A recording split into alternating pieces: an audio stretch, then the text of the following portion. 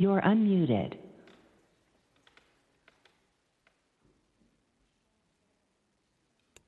Okay, good afternoon, everyone. This meeting will come to order. Welcome to the July 17th, 2023 regular meeting of the Land Use and Transportation Committee of the San Francisco Board of Supervisors. I am Supervisor Mirna Melgar, Chair of the committee, joined by Vice Chair Supervisor Dean Preston and Board of Supervisors President Aaron Peskin. The committee clerk today is Erica Major. I would also like to acknowledge Kalina Mendoza and Susan Enos at SFGov TV for staffing this meeting. Madam Clerk, do you have any announcements? Yes, the Board of Supervisors and its committees are now convening hybrid meetings that allow in-person attendance and public comment while still providing remote access and public comment via telephone. Public comment will be taken on each item on this agenda. Those attending in person will be allowed to speak first, and then we will move on to a remote call-in line.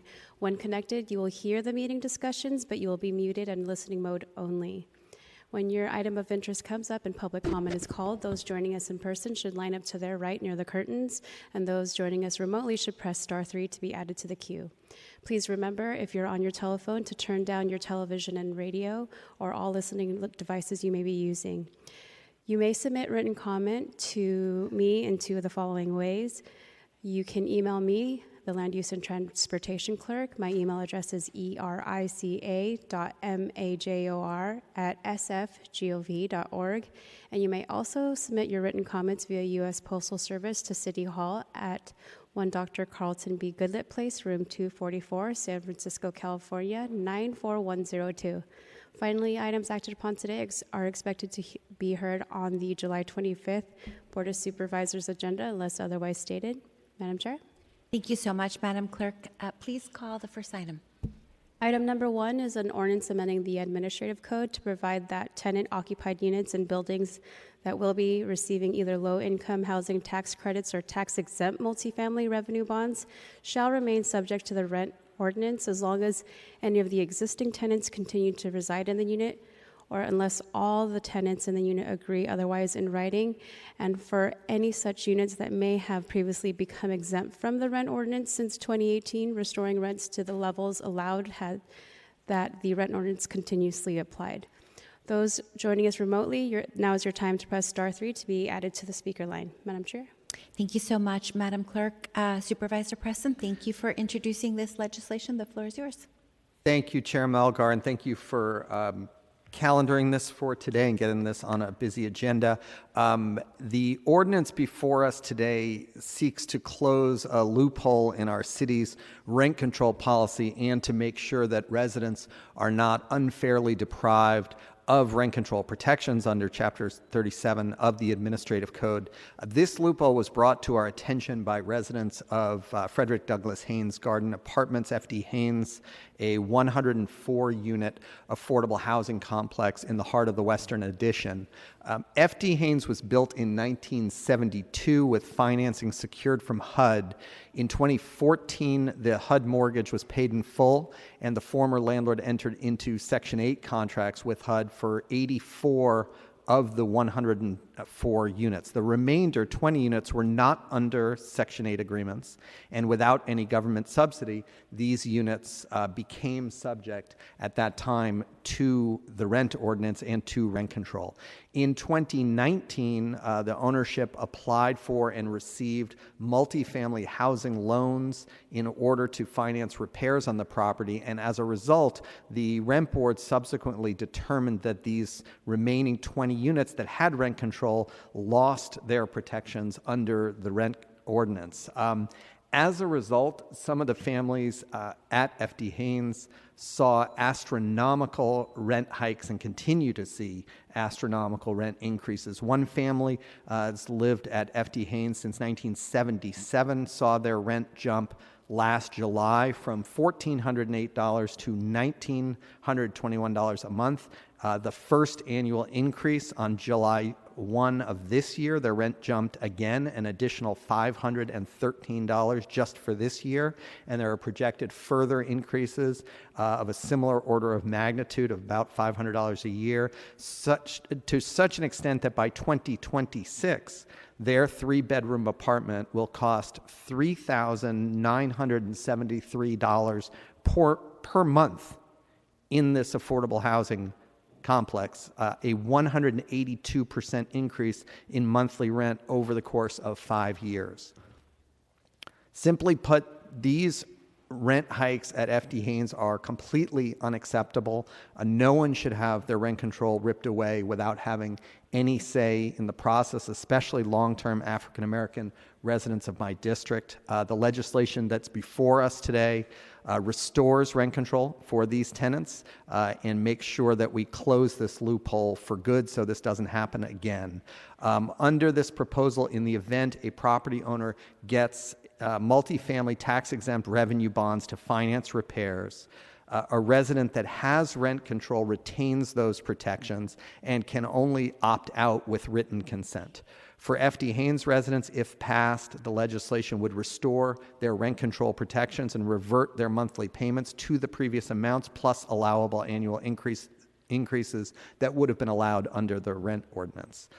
The legislation builds off previous efforts that I was involved in it's almost 20 years ago now, with now President, then Supervisor, I believe then Supervisor, although it may have been then President as well, Peskin, when I was a tenant attorney at the time at the Tenderloin Housing Clinic, and we had learned of a situation like this where long-term tenants, in that case on Post Street, were facing massive rent hikes after a developer had received state tax credits to finance repairs for affordable housing.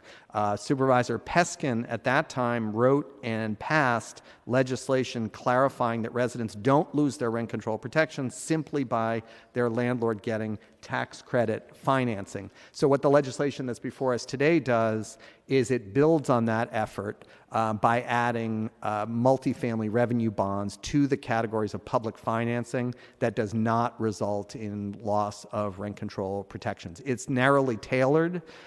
This ordinance came about because of the situation at FD Haynes, but also prevents this kind of practice going forward. And in order to make sure this legislation is not overbroad and doesn't have any unintended consequences, I will be offering a non-substantive amendment as recommended by Mayor's Office of Housing Council and our City Attorney's Office, and after consultation with affordable housing advocates. And that change is on page 2, line 16, there's a reference to IRS Code Section 103. I'm advised this is a code section that deals broadly with bond financing, and that a more specific code section, 142, parentheses D, deals specifically with multifamily revenue bonds. So I'd like to move to strike both references to Section 103 and replace those with Section 142D. And I would also, before those amendments are taken, like to duplicate the file. And let me just close by saying this.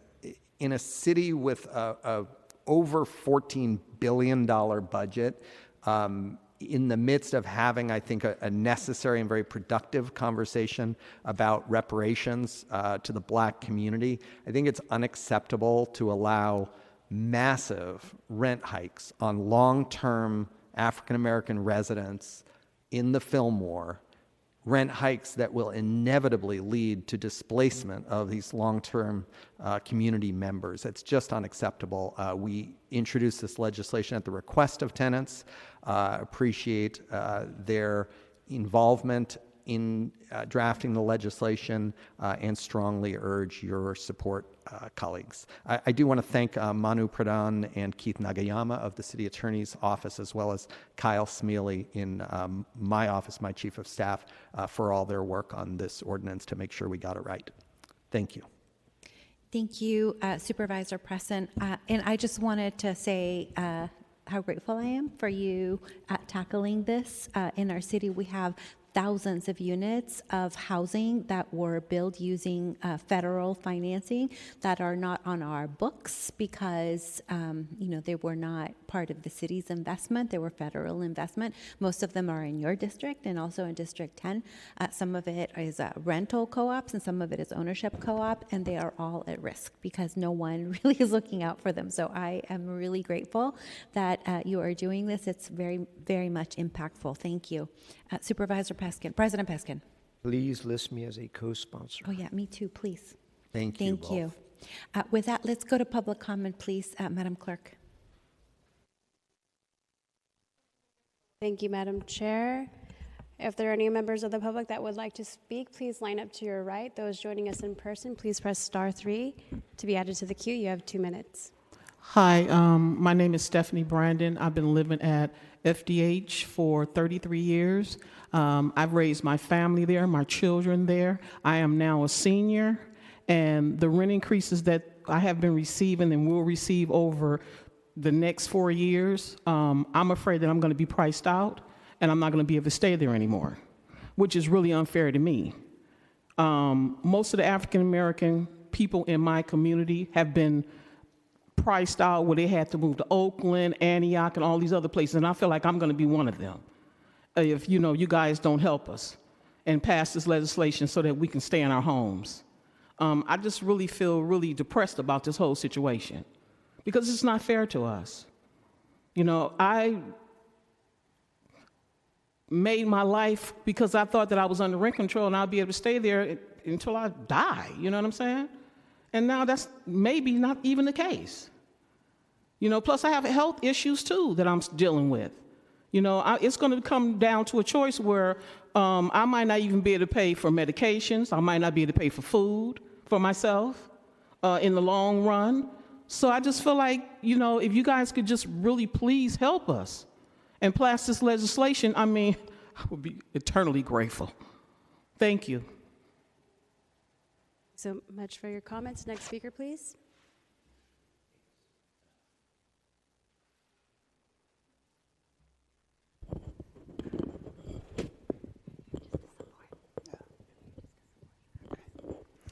Okay, good afternoon, everybody.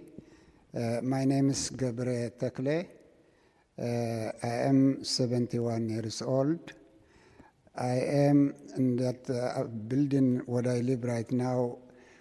I live in for 37 years for that apartment.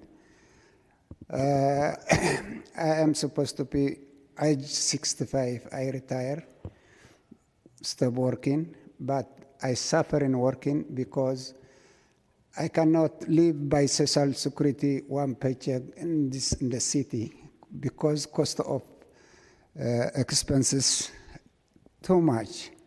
So the rent now, when I go in that apartment, that time was good, everything, even the expenses was fair, was for 450 I get for that what I live. Now, when I work by income, they told me you have to pay 650 because I work with that fair, 650.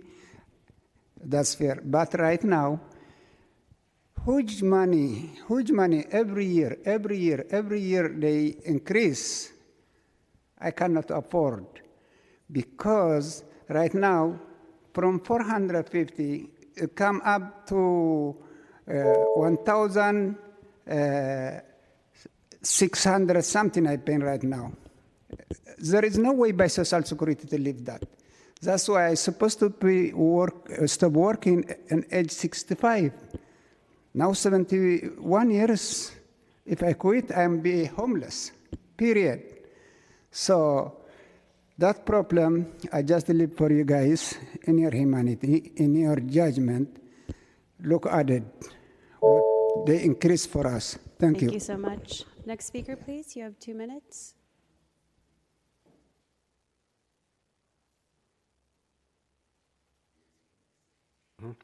Yes, my name is Henry Anderson, and I was living Fred Douglass Haynes since 1970. I've been there 51 years, and things just really changed in the last couple of years with this rent control. I retired from the Fox Plaza building, and I stayed there for 37 years. I thought this was going to be my home.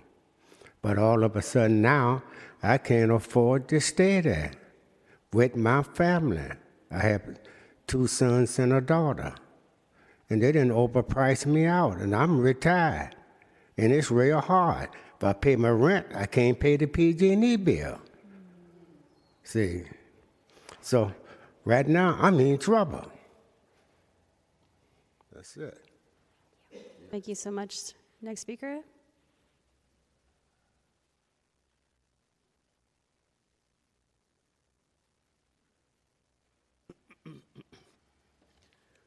Good afternoon. My name is Leroy Beasley. I'm one of the ones that, from FD Haynes, that's going to be shelved out. I'm going to be paying $500 and some odd dollars every month, for every year, you know, be raised. And like the other gentleman said, we're running out of money.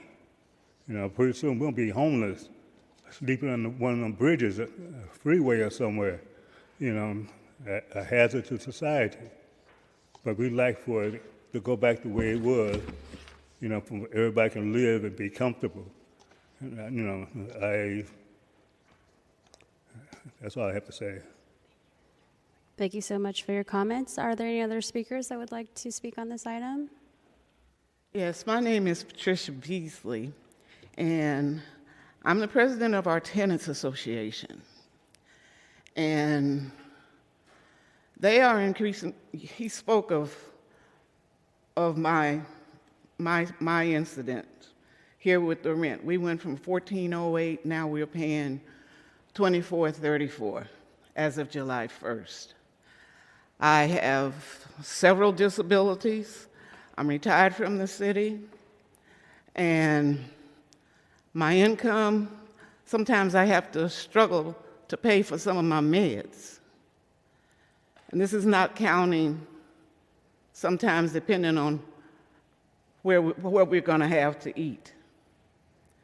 If it keeps going up like this time, there's certain little things that we have to give up.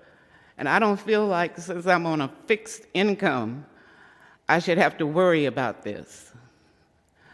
My husband is on a fixed income. We're both retired. I don't know what we're going to do if the rent continues to go up. I spoke with Supervisor Preston about helping us. We started this a while back. I think about 2019. We have gone through every step that we could. You still have time. Okay, you know, the rent board turned us down. We just need our rent control back because we're not going to be able to function. That's all that I have to say. Please, please help us. You are our last resort. Thank you. Thank you so much for your comments. Are there any other members of the public that would like to speak? You have 2 minutes. You could also speak on that side. It has like a timer to your right. There. Well, good afternoon, you guys. My name is Michael Mahari. I've been living in Freddie Douglass apartments for 18 years. This usually affects me as well, but fortunately it affects all these people that's here. Majority, if you guys see them, they all seniors. Instead of retirement, they all still working. And majority of them have health issues. And this is on you guys' hand at this point. There's nothing they could do. You know, I just hope you guys heard them today, and hopefully they see some change. Thank you, guys. Thank you for your comments. Are there any other members of the public? You have 2 minutes. Good afternoon, supervisors. My name is Maria Zamudio. I am an organizer with the Housing Rights Committee of San Francisco. And when the tenants at Frederick Douglass Haynes came to us in 2019 because their new management company was telling them that their rents were going to go up a significant amount, we leapt into action. And we are so thankful for the work of the District 5 office, for going alongside us throughout this time, and more than anything, so grateful grateful and thankful for the work of these tenants who have tried every option. They have gone to the rent board. They have talked to Human Good directly. They have talked to the Mayor's Office of Housing to try and negotiate these rents down. And they are not going down. The rents are instead going up. Some families are seeing rent increases of higher than $500, $1,700 rent increases. And these are the kinds of rents that push families out, push multi-generational families out. FDH is a multi-generational community, and to be able to ensure long-term stability, these families need their rent control back. They've been planning their retirement and their lives around having this rent control, and they deserve it. And we need to make sure that we keep seniors in the Fillmore, we keep multi-generational families in the Fillmore, and we keep Black San Franciscans in San Francisco. Thank you. Thank you so much for your comments. Are there any other members that would like to speak on this item? Seeing none, we will move to our remote call-in line. We have 9 callers with 2 in the queue. Let's take the first caller, please. Great. David Pilpel, I assume I can be heard.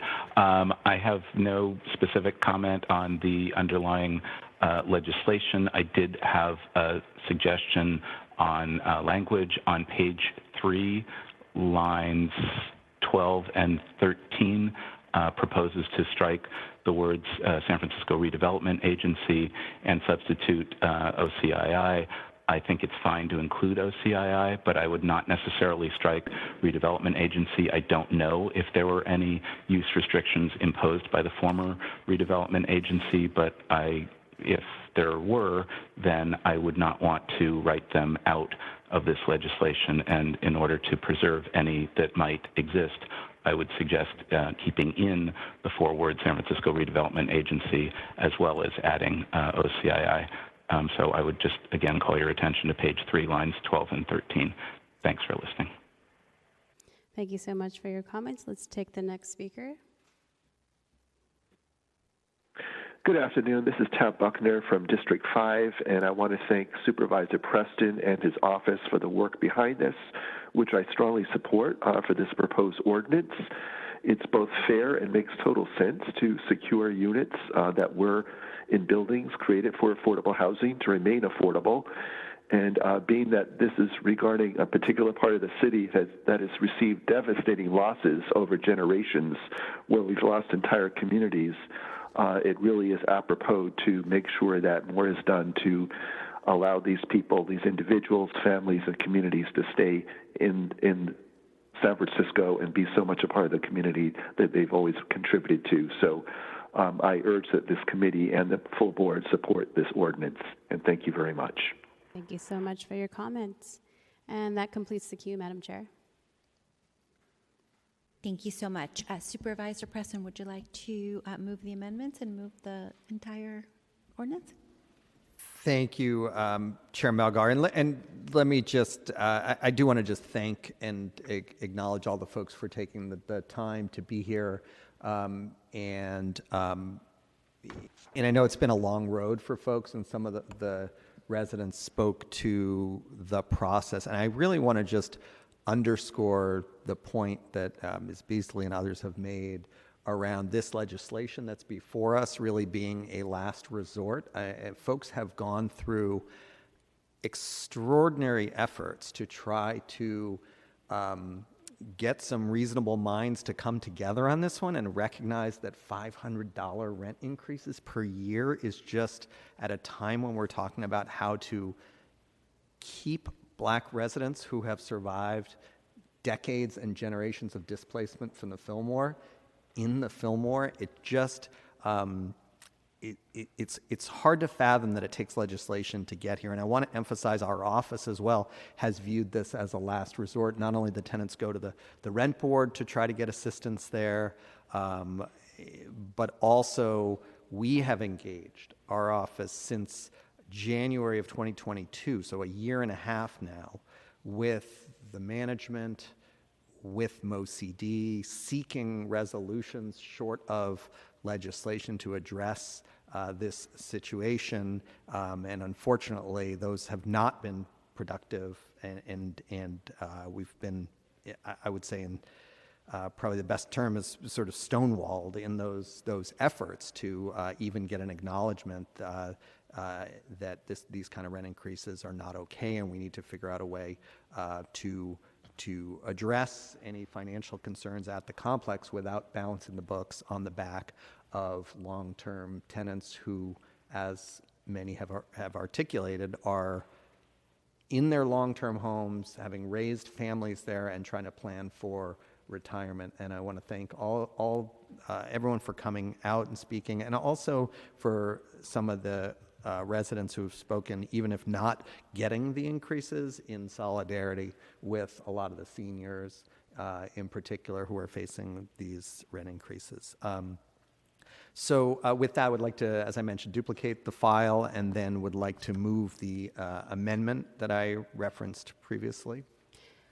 So you would like to make a duplicate after the amendment or prior to? No, duplicate of the original, and then move the amendment.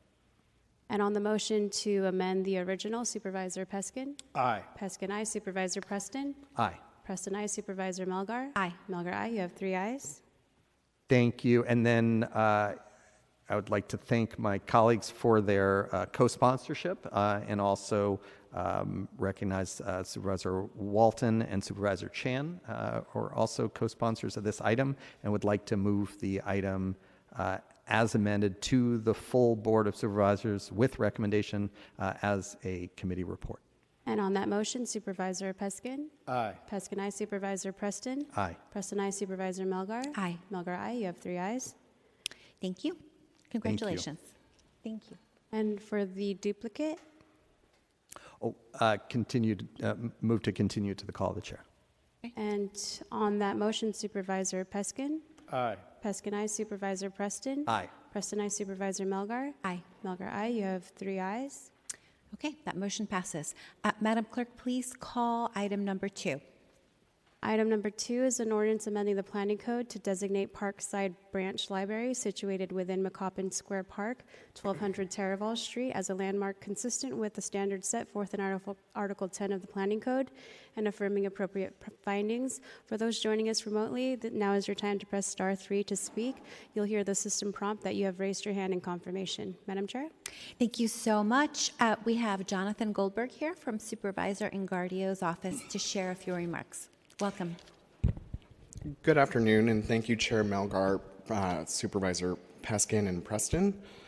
Supervisor Ingardio is pleased to sponsor this ordinance to designate the Parkside Branch Library as a historic landmark, one of the few significant contributors to our city's cultural heritage on the west side. I want to briefly acknowledge that we would not be here today without the support from dedicated community advocates like Parkside Heritage and steadfast planners like SF Planning staff Pilar LaValle. With that, I will turn it over to Pilar for a brief presentation on the item. We have Ms. LaValle here on Teams. Hi, thank you. And I have a couple slides, and I will share them now.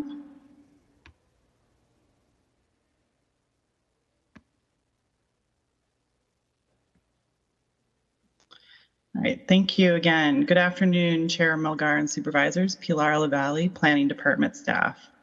This landmark designation, as you've heard, was initiated by the board in coordination with the library, Parkside Heritage, and the Planning Department.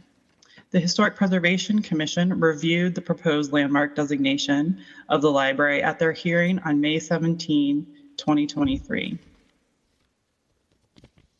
Parkside Branch Library was designed by architectural firm Appleton and Wolford with landscape architect Lawrence Halprin, and was constructed in 1951 as the first of 8 branch libraries built during a focused campaign of branch library expansion in San Francisco between 1951 and 1966.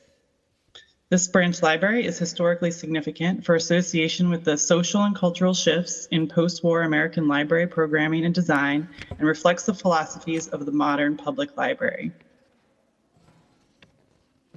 It is also an architecturally significant example that embodies principles of mid-20th century American public library design, including basic characteristics such as simplicity of form, openness, and functional layout, and it is representative of the work of Appleton and Wolford, an architectural firm of merit, and of the firm's collaboration with renowned landscape architect Lawrence Halprin.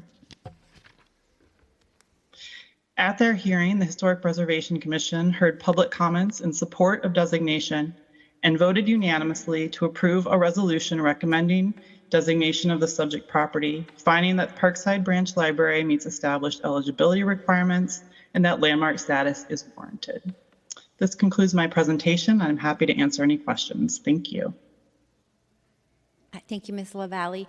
Do we have any questions for No, Mr. but Gould? I'd be happy to be listed as a co-sponsor and thank Planning and Supervisor Engardio for his sponsorship. Thank you. Madam Clerk, let's go to public comment on this item, please. Thank you, Madam Chair. Those attending in person, now is your time to speak on item number 2. You can line up to your right. And if you're joining us remotely, now is your time to press star 3 if you have not done so already. Seeing no speakers in the chamber, we'll move to our remote call-in line. We have, checking on the status of speakers, one moment. We have one person in the queue. Let's take that caller, please. You have 2 minutes. Great. David Pilpel, just want to speak in support. Thanks. Thank you so much for your comments. Madam Chair, that completes the queue. Thank you very much. Do you want to make a motion, Ms. President? Thank you, Chair Melgar. I would move to send this item to the full board with recommendation as a committee report. And on that motion, Supervisor Peskin? Aye. Peskin, aye. Supervisor Preston? Aye. Preston, aye. Supervisor Melgar? Aye. Melgar, aye. You have 3 ayes. Thank you. Congratulations. Let's go to item number 3, please, Madam Clerk. Item number 3 is an ordinance amending the planning code to facilitate residential uses downtown by authorizing the conversion of non-residential uses to residential use in C commercial zoning districts, economically revitalize downtown by adding flexible workspace as a defined use, streamlined sign permitting citywide, and streamlined historic preservation review of administrative certificates of appropriateness and minor permits to alter for awnings and qualifying scopes of work, increased threshold for large projects subject to commercial to residential ratios, and affirming appropriate findings. Those joining us remotely, now is your time to press star 3, and the system prompt will say you have raised your hand in confirmation. Madam Chair? Thank you so much, Madam Clerk. President Peskin, the floor is yours.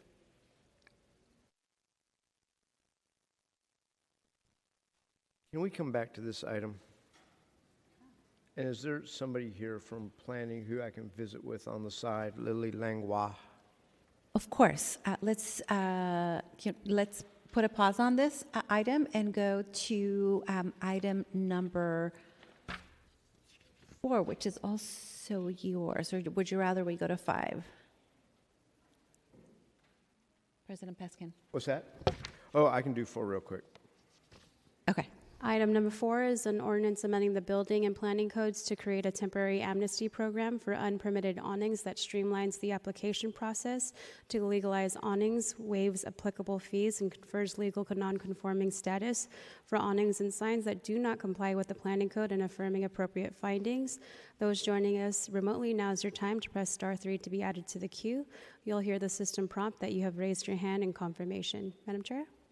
Okay, thank you so much. President Peskin, did you want to say a few words about this? Thank you, Chair Melgar. As you will recall, we heard this legislation in committee and passed it, and the full board passed it on, I don't have it in front of me, but whatever date, but we duplicated the file and today are taking care of 2 remaining amendments that would have been deemed substantive at the June 12th meeting, which would have delayed the implementation timeline. And today's 2 amendments will first change the definition of existing signs from signs that existed on the effective date to make them as of the date of introduction. And secondly, to remove the language regarding the 5-year look-back period so that all physical existing business signs would qualify for the amnesty. And those are the only 2 changes. Okay, sounds good. Let's go to public comment on this item, please, Madam Clerk. Thank you, Madam Chair. Are there any members of the public who would like to speak on item number 4? Now's your time to line up. Seeing no members of the public in the chamber, we will move to the remote call-in line. We have 0 callers in the queue, Madam Chair. Okay, President Peskin, would you like to I would like move your to- amendment? Okay. The amendment is moved. There's nothing, it's in there. It is on page 4, so there's no amendment for me to make. Those were already made in committee, so I would just make a motion to send the item with recommendation as a committee report. And on that motion, Supervisor Peskin? Aye. Peskin, aye. Supervisor Preston? Preston, aye. Supervisor Melgar? Aye. Melgar, aye. You have 3 ayes. Thank you. That motion passes. Let's go to item number 5, please, Madam Clerk. Item number 5 is an ordinance amending the building code to outline the site permit application process and define and limit the scope of building official review of site permits requiring simultaneous interdepartmental review of electronically submitted applications for site permits and affirming appropriate findings. For those joining us remotely, now is your time to press *3 to be added to the queue, and you'll hear the system indicate that you have raised your hand in confirmation. Madam Chair? Thank you so much. You may remember, colleagues, that we continued this a week last week to allow the department to have conversations with folks. I don't see yeah. The Supervisor Safai, the floor is yours. Thank you, Chair. You're moving faster today than anyone expected. Appreciate the quick movement. I'll just say, at least for right now, I pretty much said everything that I was going to say last week in terms of the need to take something that's out there, even in memo form and discussion form, and put it into the code. One of the most important things that we've heard from people in the industry, and I described this last, engineers, architects, builders, those that are in this field, it's important to have it codified in the code.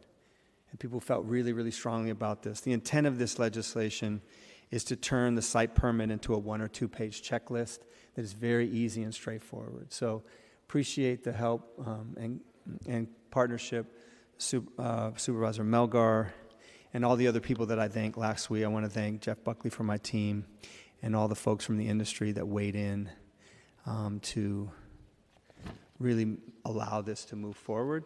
So thank you. I don't really have anything else to add. Okay. Did the department want to say anything?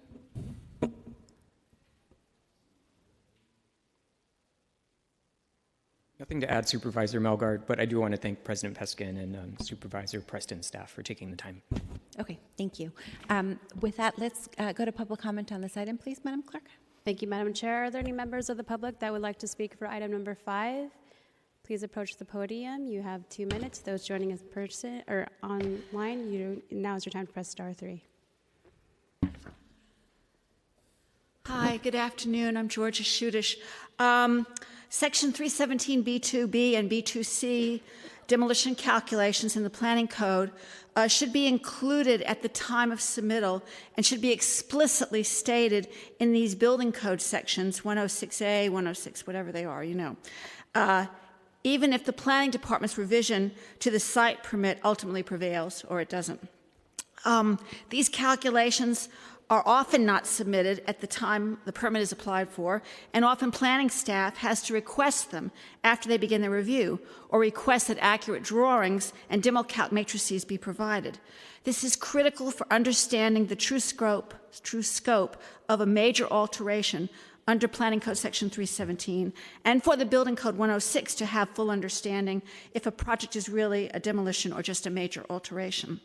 Since electronic permitting is allowed under Bluebeam, this should be as easy as planning enforcement staff apparently uses Bluebeam if an alteration has gone beyond the scope and is actually a demolition or tantamount to demolition. And I don't know if you've ever seen this. I'll put it on the overhead real quick. Hello, SGovTV. Yeah, this was prepared by the enforcement staff a few years ago, 2021, giving the DBI information about, you can get it from Ms. Waddy or the enforcement staff, about how you do the demo calcs. The building department knows it's a problem. Planning knows it's a problem. It's still a problem, even with plan check letters and NOPDR's gone. And I just think it should be in there it's a two-way street. Everybody wants to be fast. They should be fast too. They're smart people, architects and engineers and designers and all those folks. Thank you very much. Thank you, Ms. Shudish. Thank you so much. Are there any other members of the public that would like to speak? Seeing none, we will move to our remote call-in line. We have 9 listeners today with 1 person in the queue. Let's take that caller, please. Good afternoon, Supervisors. Jake Price on behalf of the Housing Action Coalition. I will just reiterate my comments from last week. We're very appreciative of Supervisors Safai and Melgar's efforts to improve this process, which we know is currently broken. And we're encouraged and look forward to seeing successful improvements throughout the permitting process, whether or not they're currently in this proposal. We want to see the most effective policy, regardless of any politics at play. Thank you. Thank you so much for your comments, and that completes the queue, Madam Chair. Okay, thank you very much, Madam Clerk. I'd like to make a motion that we close public comment. Thank you. And I'd like to make a motion that we approve this item and send it with a committee with a positive recommendation as a committee report. And on that motion, Supervisor Peskin? Aye. Peskin, aye. Supervisor Preston? Preston, aye. Supervisor Melgar? Aye. Melgar, aye. You have 3 ayes. Thank you. That motion passes. Thank you, folks. Thank you, Supervisor Safai. Let's go back, please, to item number 3.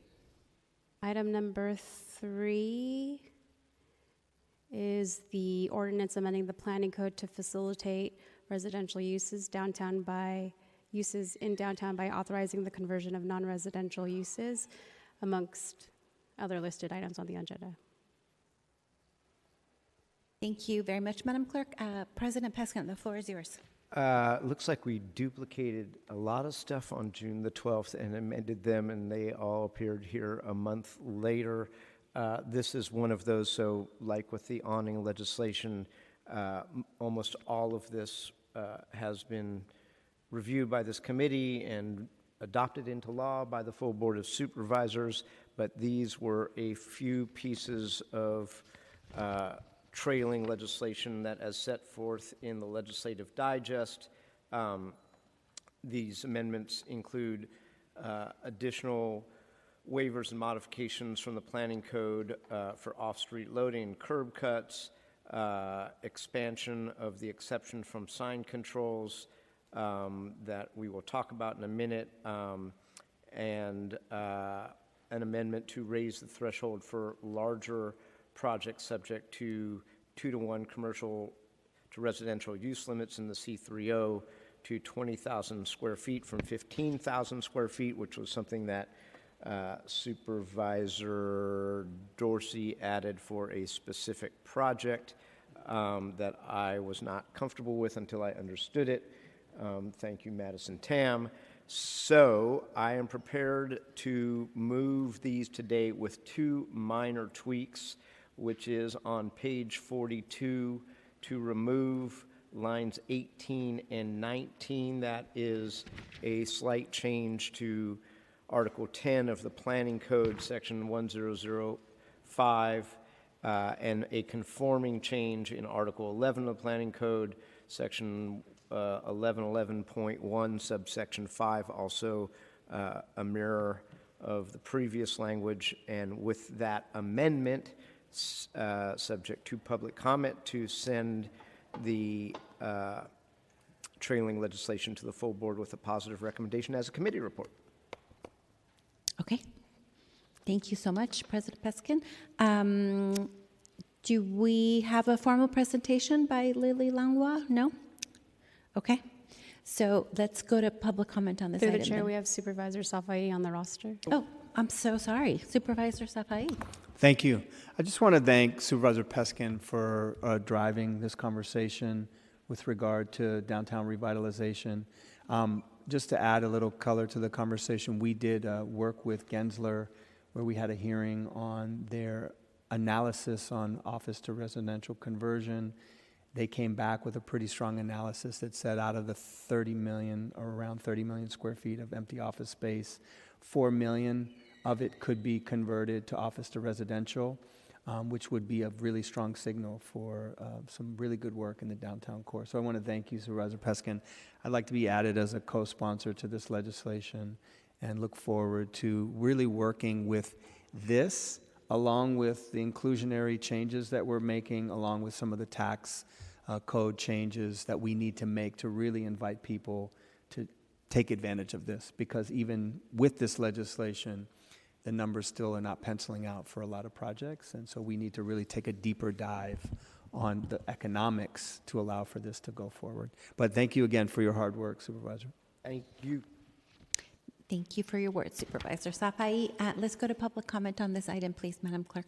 Thank you, Madam Chair. Members of the public, now is your time to speak on item number 3. Are there any members that would like to speak? Seeing none, we will go to the remote call-in line. We have one person in the queue. Let's take that caller, please. Jake Price again with the Housing Action Coalition, calling in support, and thank you to everyone involved in this process.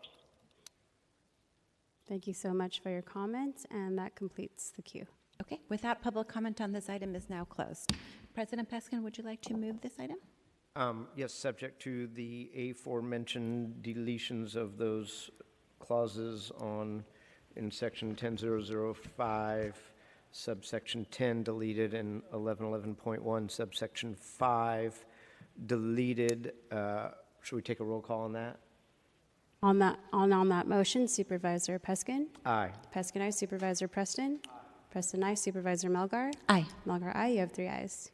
And then I'd like to send the item as amended with recommendation and Supervisor Safai's co-sponsorship as a committee report.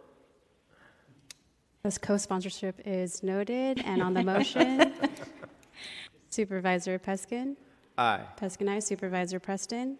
Preston, aye. Supervisor Melgar? Aye. Melgar, aye. You have 3 ayes. Thank you. That motion passes.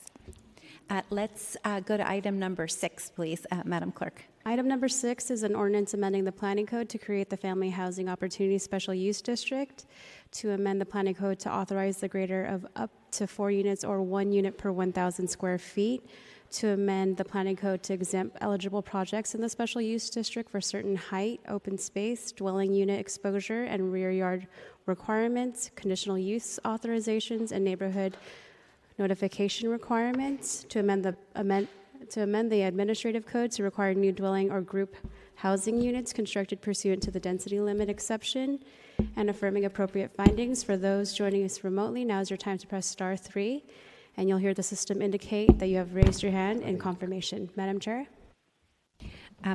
Thank you so much, Madam Clerk, and thank you, colleagues, for continuing this item from last week after we made amendments. I do have further amendments today, and I know President Peskin does as well. We have been working with folks and have responded to some of the issues that were brought up by members in our community. I just want to back up a little bit of why we are doing this. I want to thank Supervisor Engardio for his co-sponsorship. I also want to thank Supervisor Mandelman for amendments that he is proposing to this as well. It's been a really good effort and set of conversations. My legislation seeks to make it easier for West Side single-family homeowners to add units to their properties.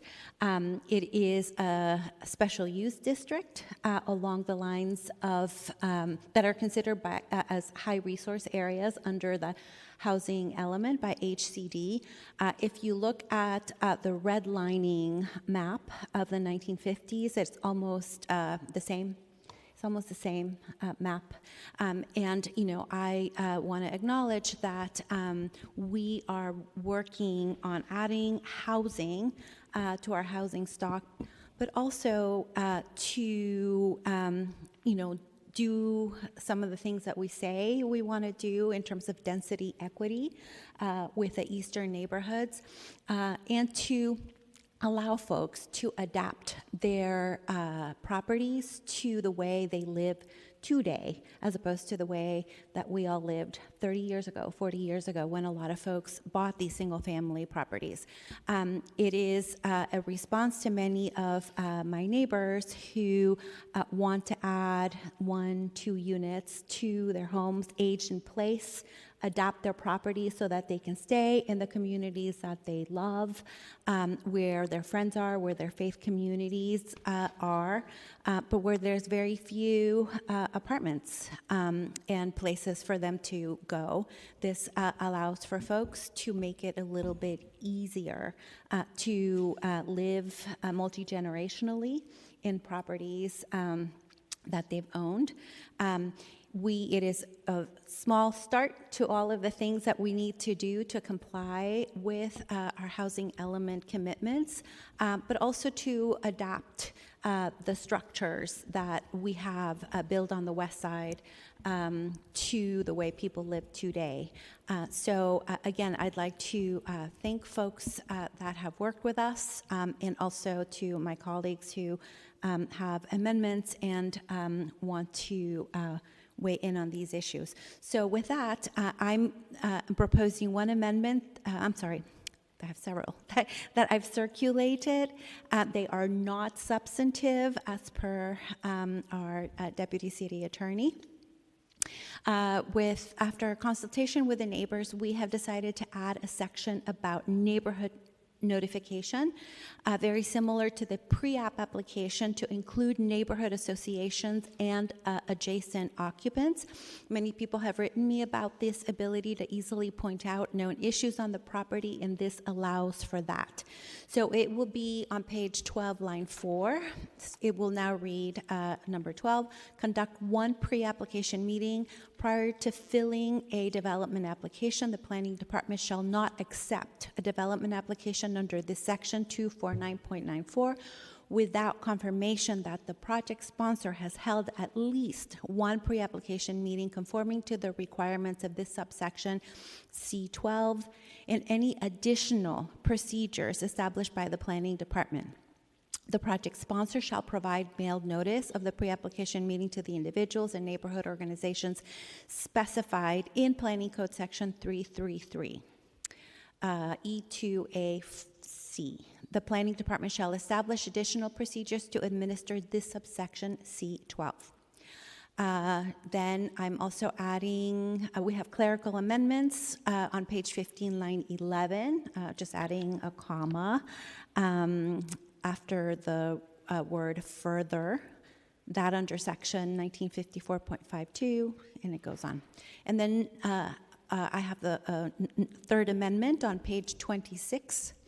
We have some revisions to the rent control provisions in the administrative code beginning on page 26, line 5, because there have been a number of rent control programs created in the planning code, which has resulted in duplicate subdivisions in the rent ordinance.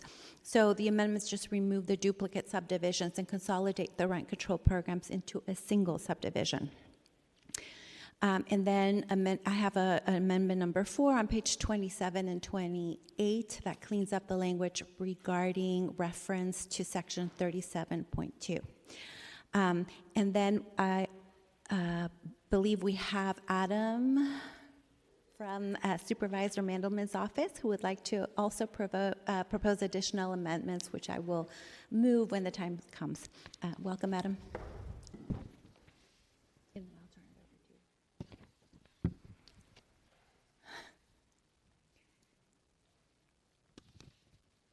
Thank you, Chair. Good afternoon, Chair Melgar, President Peskin, and Supervisor Preston. My name is Adam Tonksvat, and I'm here today to present an amendment on behalf of Supervisor Mandelman for your consideration.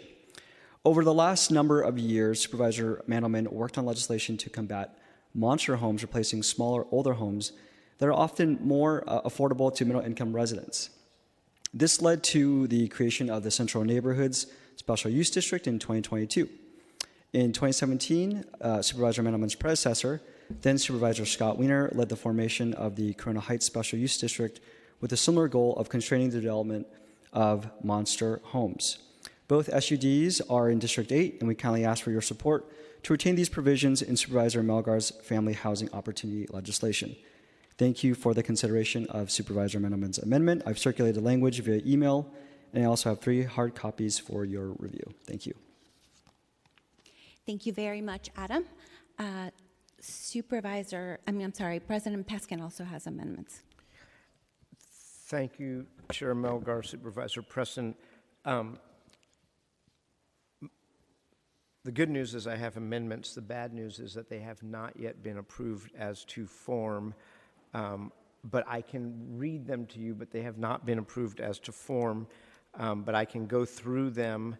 I am informed that when they are approved as to form, they appear to be non-substantive. But I can go through them with you page by page, line by line, so everybody will know what they are. I was hoping that they would be approved as to form, so I apologize for that. Almost all of this I raise either at a very specific or high level at the last meeting. So let me just go through them. One, you will recall I just mentioned in the findings that I think whenever and wherever we talk about the RENA goals of 82,000 units, that it is incumbent on us to remind ourselves and state how many of those are supposed to be affordable and affordable to low income, moderate income, and low income and extremely low income. And so that would be incorporated in recital E of the findings on page 4. I also pointed out that recital H has language about high and highest resource neighborhoods that cover 52% of the city, and within them 65% of the land is limited to 1 or 2 units, and have given both of you and will incorporate into the file research that was done in the intervening week, which, while that may be true for the west side, is quite untrue for the portion of the high resource neighborhoods that is that little peninsula that goes into the northeast quarter, where more than the opposite is true, wherein there are almost no single-family homes, very few 2-unit structures, and a preponderance in excess of 80% of more than 2-unit structures. So I have some thoughts about that. I obviously think that that is a geography that, as Chair Melgar said, is something that we want to emulate on the west side and achieve the goals of density, equity, and certainly encourage more density in predominantly single-family home geographies, but this is not one of them. So at a minimum, the recital should correctly state that fact, although I think there are probably other ways of dealing with the meat of that issue.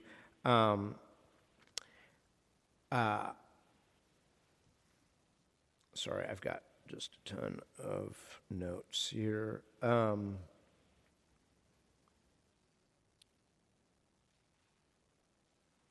Sorry, those are notes to myself.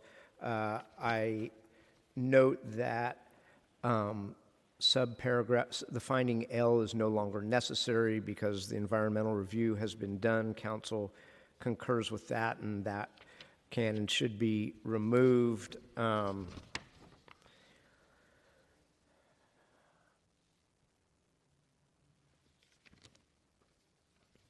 I need is a color copy.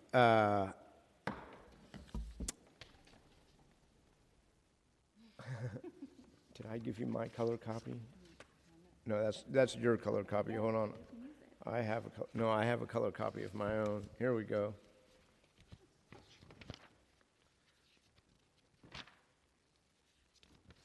One moment, please. Thank you for your patience and indulgence.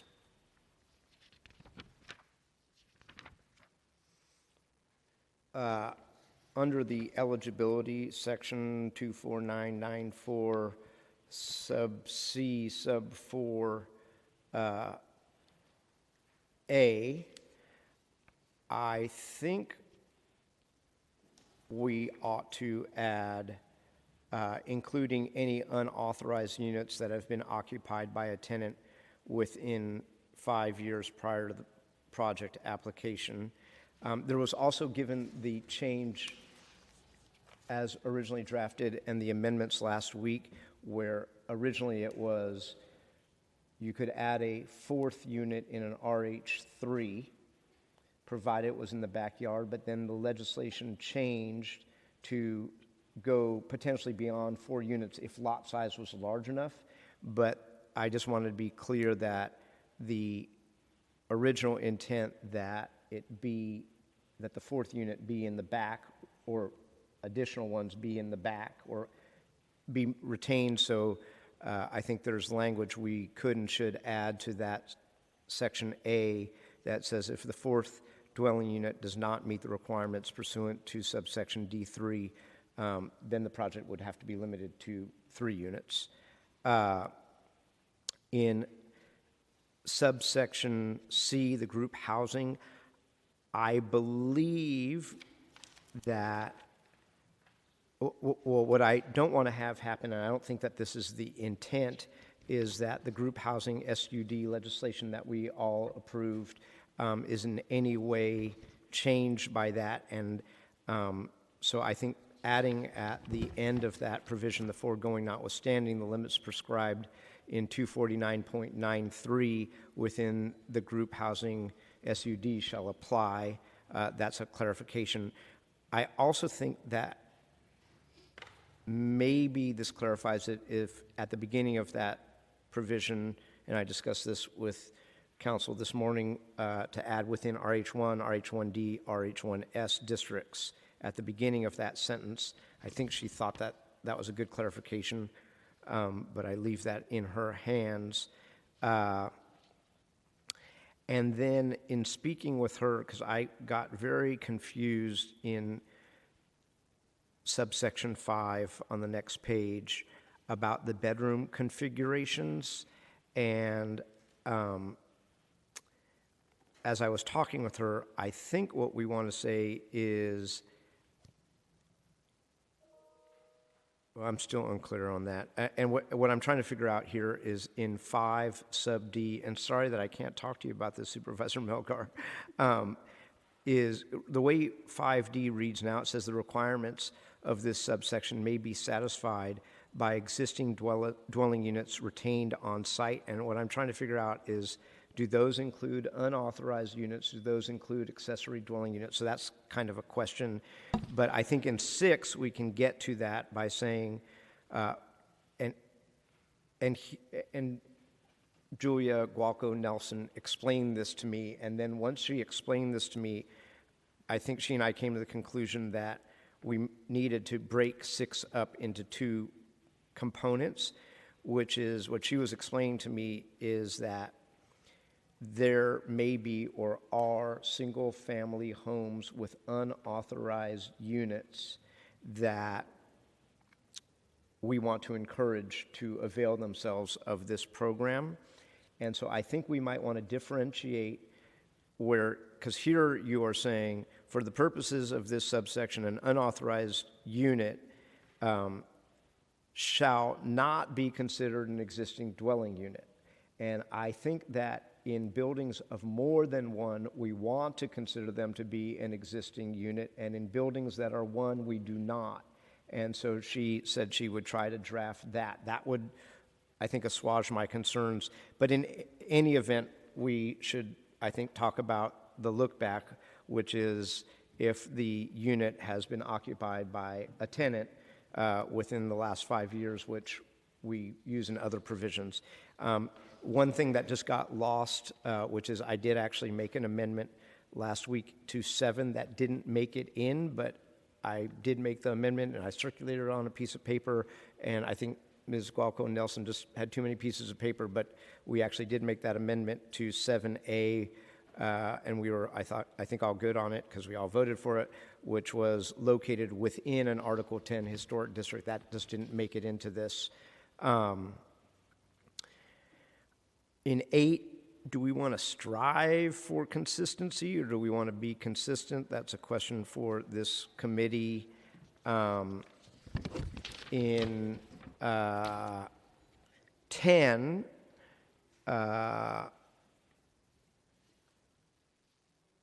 this is a 1-year look back. I am much more comfortable with a 5-year look back, but maybe we want to differentiate again between single-family homes and multifamily. So if it's a single-family home, I would be much more comfortable with a 1-year look back.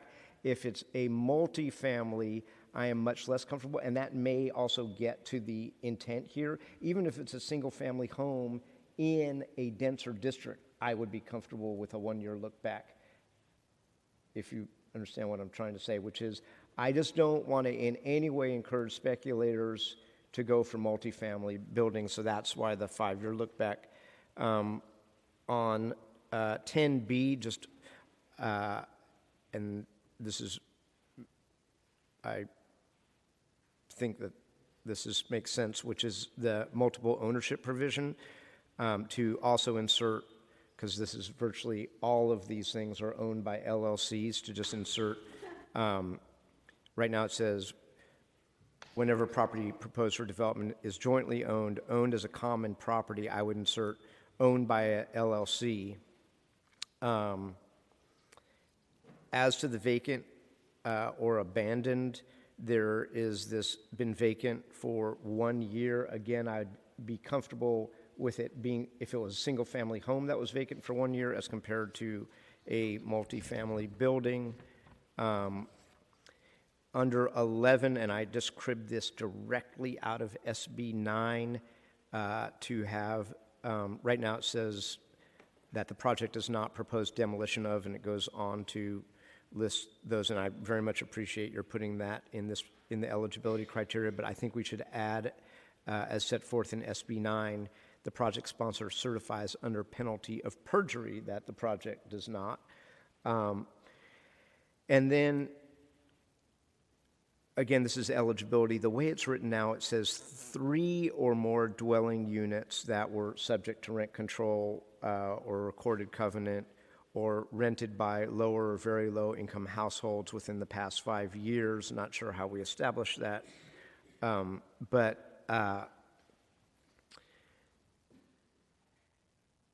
And I guess the way you're dealing with this is you're saying that if you're demolishing 2 units of rent-controlled housing, it's subject to conditional use in 317, but you can't demolish more. I mean, here's the policy question, which is, I mean, I'm just not really excited about demolishing any rent-controlled housing because we're not making it anymore. Yes, above, subject to a Costa-Hawkins regulatory agreement. So, I mean, and this is me trying to do the math, which is, if you demolish a 2-unit one, which is more affordable by design, and build a 3-unit one, you lose 2 and get 1? How does that work?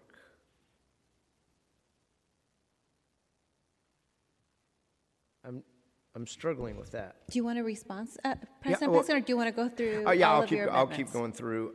In 11C, I just think we should speak to whether the buyout agreement was recorded or not, because there's a lot of buyouts that are not recorded. Then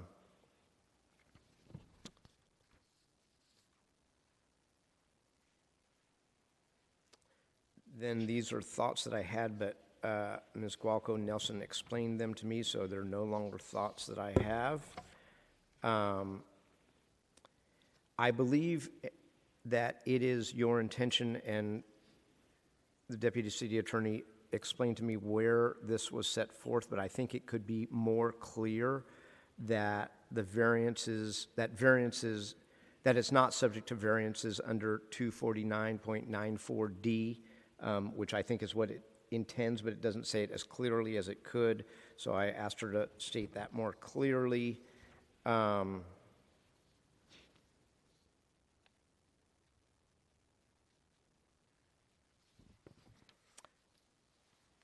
think I've just about hit the universe.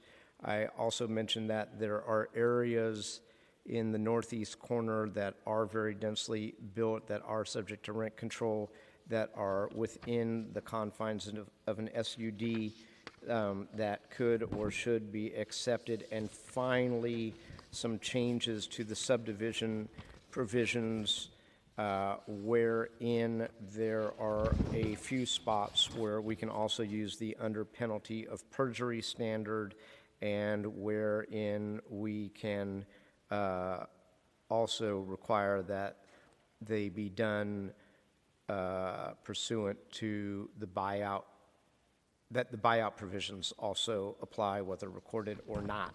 So that is the universe. I think, again, Ms. Gualco-Nelson thought all of those were likely to be non-substantive in nature, and I wish I could give them to you today and we could vote on them, but it will be one more week until they are ready. Okay, before I go to you, Supervisor Preston, Madam Deputy City Attorney, it'll be one more week before this can be ready? Deputy City Attorney Ann Pearson, that's right, Supervisor Melgar, we have not approved those amendments as to form. But it will take you a week to approve these amendments as to form? Oh, it's possible that we could approve them more quickly than that. So this legislation was agendized as a committee report, and given that we are going out on break in August, if we don't do this today, it will wait until after in September. For a second reading. Right, and so I was hoping that we could at least, do some amendments sooner rather than later. But I understand everyone, all 10 of my colleagues are in the same boat with their various pieces of legislation, and I very much appreciate the work of your staff.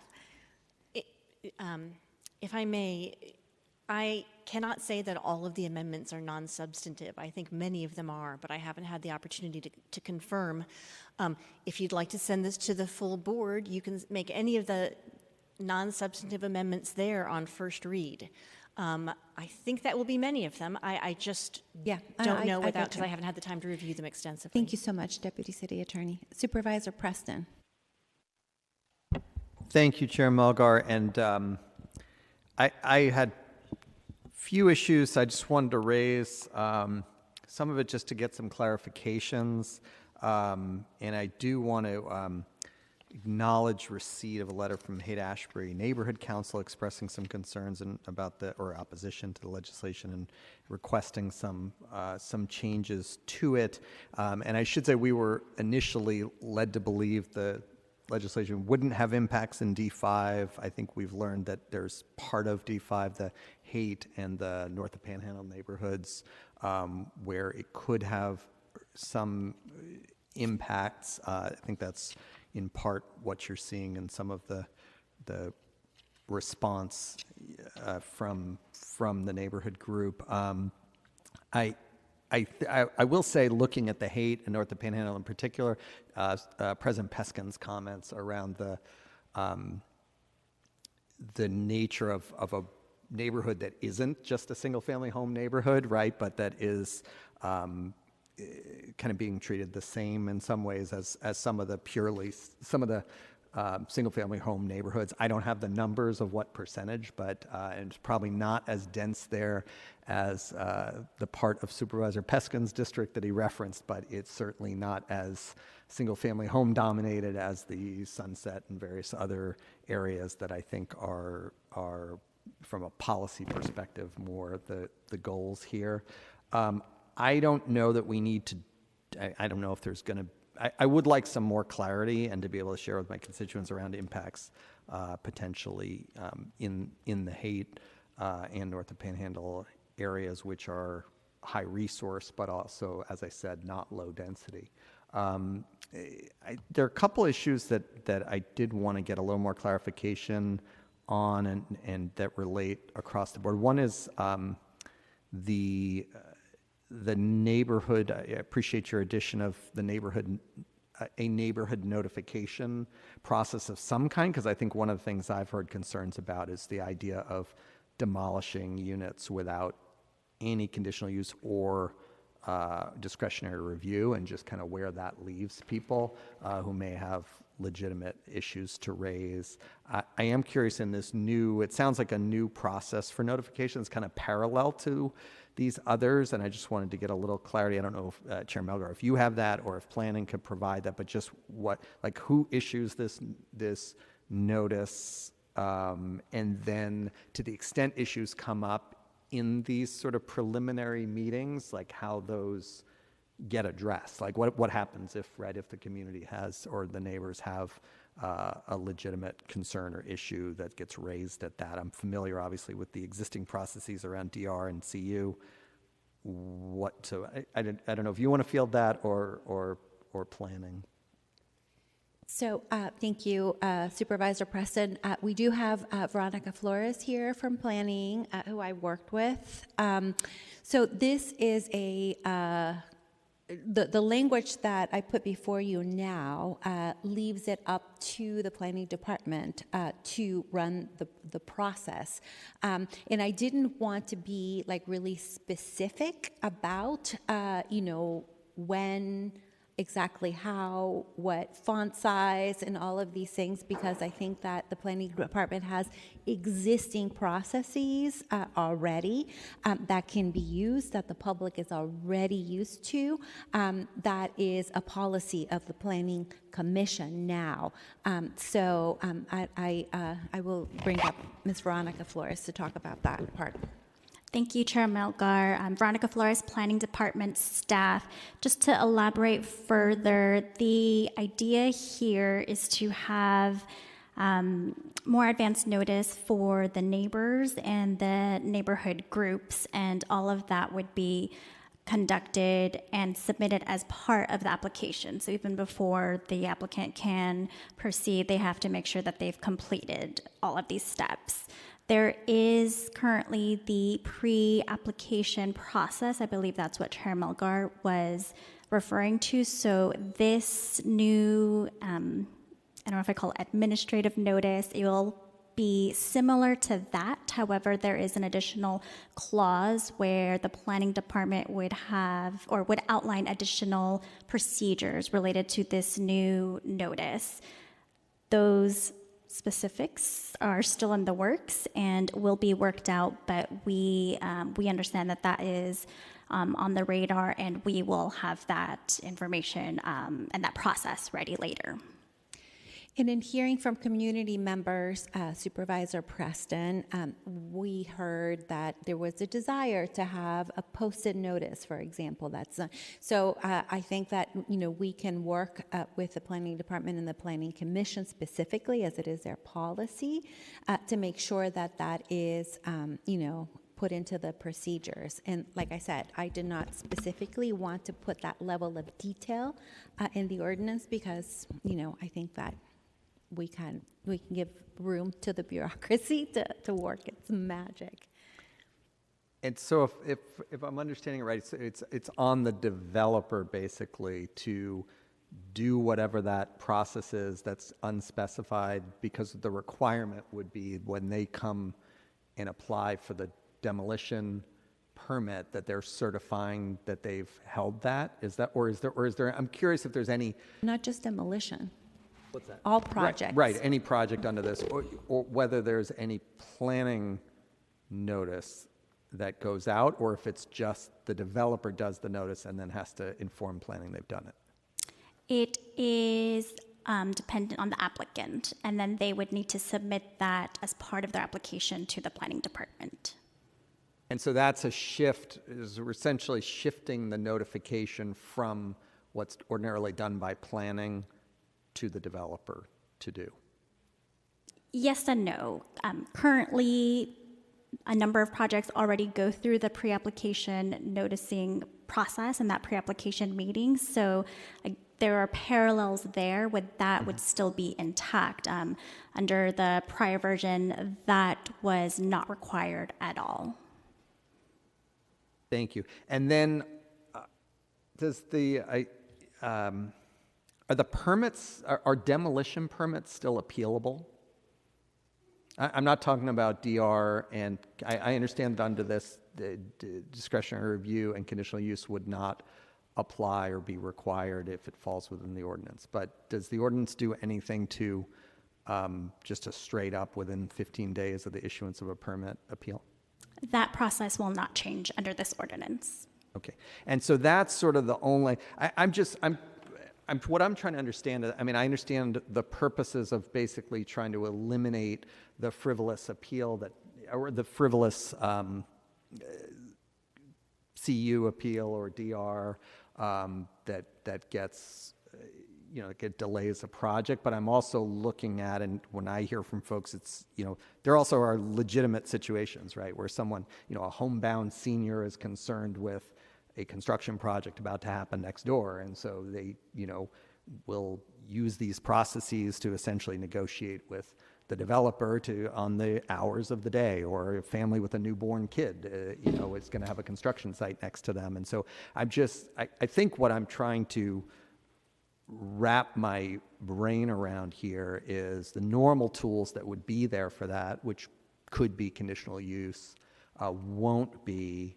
So there's basically replaced by just a meeting, but nothing, no matter what comes up at that meeting, or correct me if I'm wrong, but is there anything that can come up at these meetings that could then be the basis for planning or DBI, or to put some constraints on how the construction is carried out, or is it basically just handled through the permit appeal process? So I will let Ms. Flores answer that, but I just want to point out that none of this is a change in the DBI regulations, nor the permit or appeal process for building permits. It is only the planning code. I don't know if you want to say something, Ms. Flores. Just a minor clarification to add. So if one of the comments that's brought to our attention that there is an unauthorized dwelling unit in that case, then at that time it would be appropriate for planning to investigate that. That's one additional change that I could see coming through this administrative notice, which would really follow the pre-application process we currently have in place. Thank you. One of the other issues raised by Hank, and I've heard from others as well, is around the issue of short-term rentals and corporate rentals, and I wanted to find out if there was an openness to potentially, for those that go through this process, banning or limiting short-term rentals and corporate rentals on these properties or not, and maybe some explanation. I think none of us are trying to expand the supply of short-term rentals, and I think it's a fair point that for the real estate speculators who are trying to deter from doing demolitions and rebuilding, some limits on short-term rentals or corporate rentals might be effective in deterring speculation. Sure, Supervisor Preston, I invited your amendment, so yes, we're open to, yes. Great, thank you. We are obviously limited thanks to the Brown Act and having to do these things live and in real time in public instead of simply meeting and ironing some of these things out. But so I don't have a prepared amendment on that. I would like to add that to the mix to the extent that we're looking at a week. And I don't know obviously we have not discussed whether that would be substantive or not. I wanted to first find out if that was, if the chair was receptive as the author to that. I see Ms. Flores there. I suspect she's going to say something about the regulations we already have. Sure. Yes. Thank you. So for short-term rentals, you can only really have that under your own unit. So our current regulations already factor that, and it's already in place today. Sorry, you're saying in terms of an occupied unit and a hosted rental, limited to a hosted rental, is that what you're talking about? Yes, you can only host a short-term rental in the unit that you actually reside in. Right, and then what about the other corporate rentals and ILO, intermediate length occupancy? So those have more complicated reviews, but they are separate from the short-term rental provisions. Right, but are they allowed here?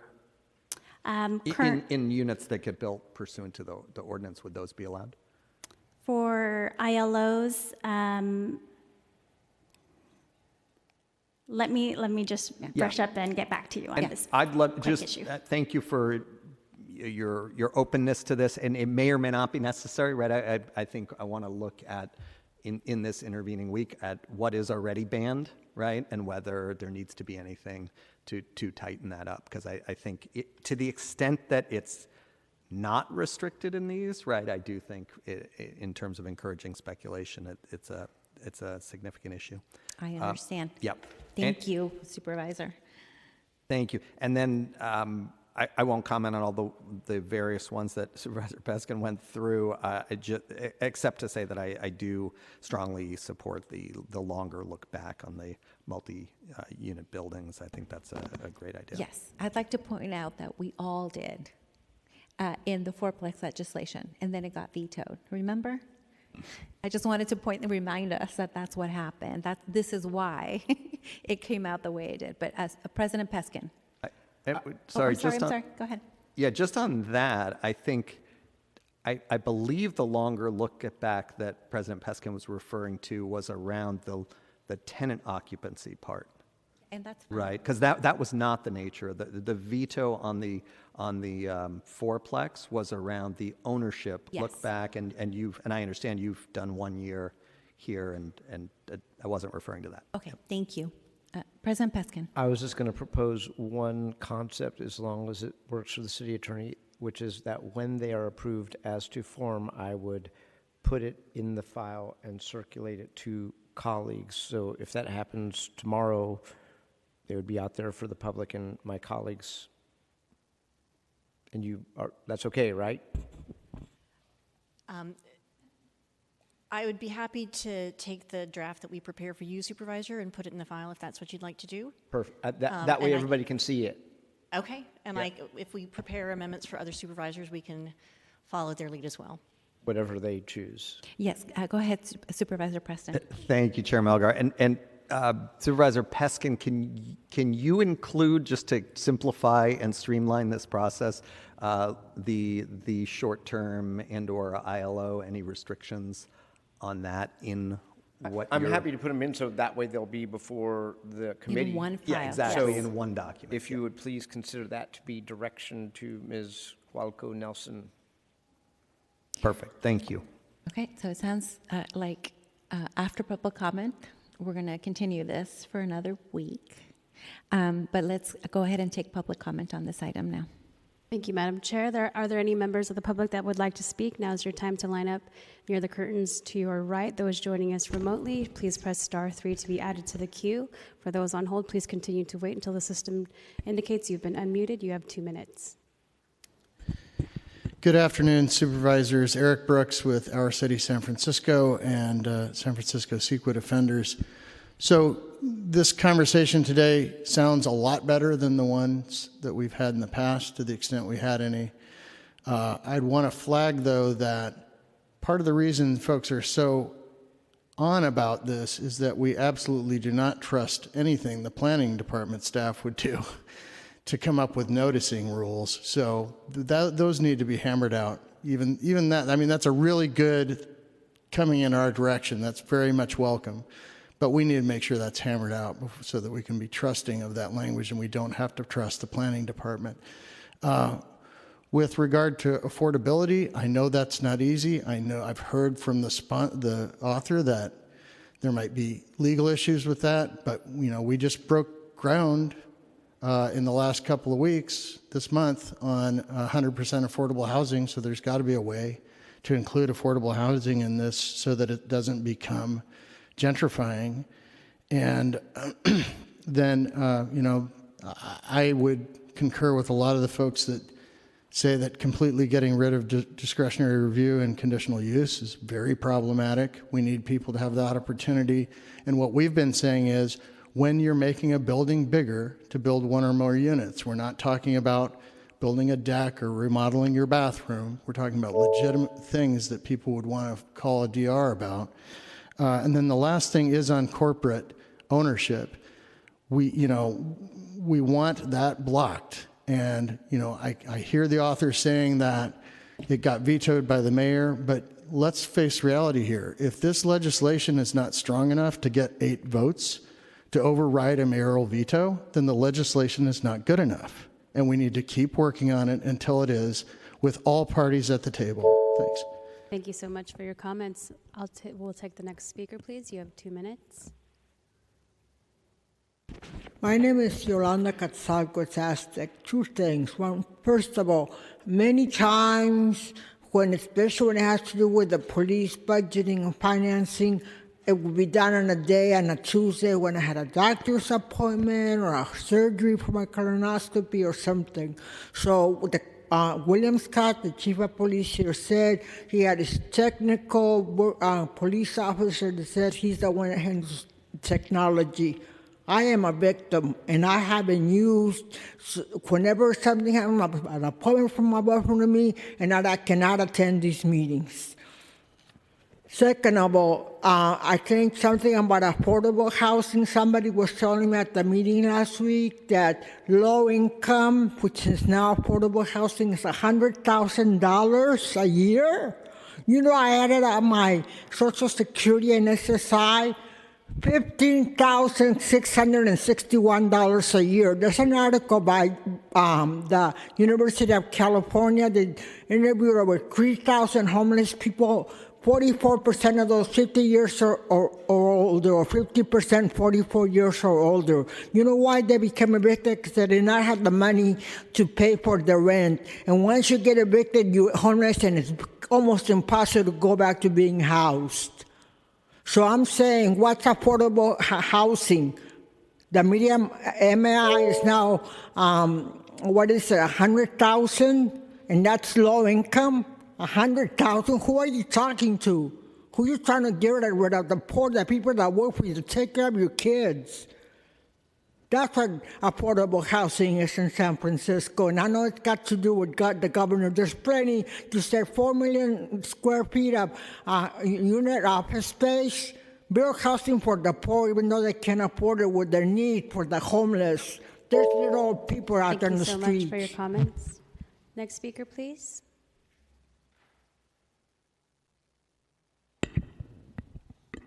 Good afternoon, supervisors. I'm Catherine Petrin. I'm speaking today on behalf of San Francisco Heritage, delivering comments for our CEO and President Woody LaBounty, who could not be here. Heritage is about, as you know, preserving our city's architectural and cultural identity. We have always been consistently supportive of affordable housing. With regard to the legislation, we understand this legislation, but we do suggest an amendment that specifically with regard to new development in historic districts. What we're suggesting is that it align with existing state legislation, specifically Senate Bill 9, which was approved in 2021.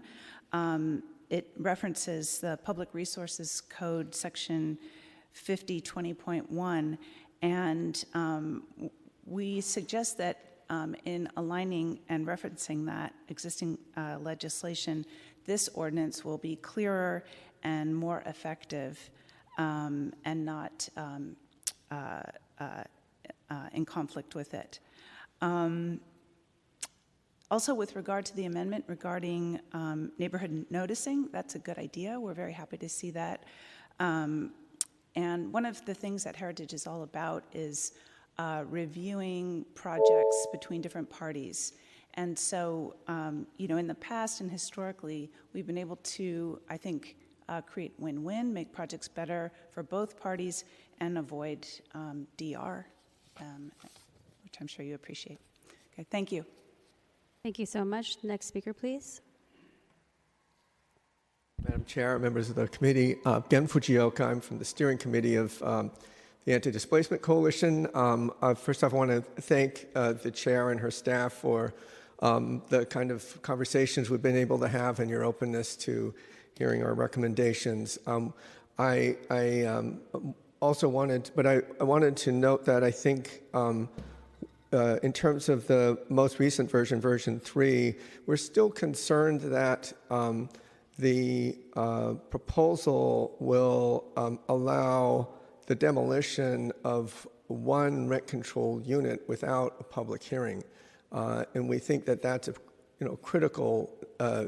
critically important need for us. I think we all agree we need to protect our existing rent-controlled housing. We need to move forward. We want to support the idea of building more density and new housing and so on, but we don't want to lose what we already got. And without a public hearing, there isn't an ability to evaluate whether that demolition is going to result in the kind of housing that we need. And that's the one moment where we have for us to be able to monitor and address situations where speculators are coming in and building luxury housing over naturally existing affordable housing. So so in addition to the issues that the Supervisor Preskin raised regarding demolitions, we hope that issue is also addressed in amendments. Thank you. Thank you so much for your comments. Next speaker. Calvin Welch, housing member of the board of the Haight-Ashbury Neighborhood Council. You've received our position paper, which changed before my very eyes. I walked into a sausage factory and saw legislation being done. So the comments of the paper reflect the July 10th version. That would be legislative version 3. However, if I understood the amendments that have been made or proposed, and I've not read them, it appears that there is still two major issues of concern. Let me first say that Haight-Ashbury is 80% tenant. The Inner Sunset is almost 60% tenant. So the supervisor's description of enabling single-family home, family housing to live in the way that we want to live now does not quite obtain to my neck of the woods. So we're very concerned about corporate suites and short-term rentals, which we have the second highest number in the city, and it has reduced the number of affordable rental units available. It is critically important that apply to all cases that avail themselves of this legislation. Finally, rent control is not affordable housing. Rent control moderates market rate housing. When it is built, it is market rate.